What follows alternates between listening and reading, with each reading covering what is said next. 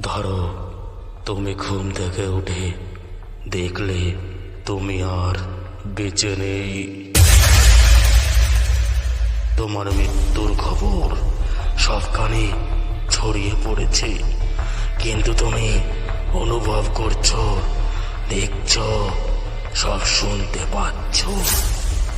তুমি খুন হয়েছ ভবিষ্যতে, এবং খুন করেছে তোমারই একজন। তাহলে তুমি কি করবে?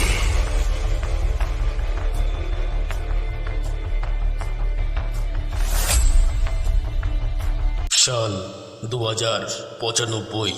প্রযুক্তি এতটা এগিয়ে গেছে যে সময় ভ্রমণ এখন সীমিতভাবে সম্ভব।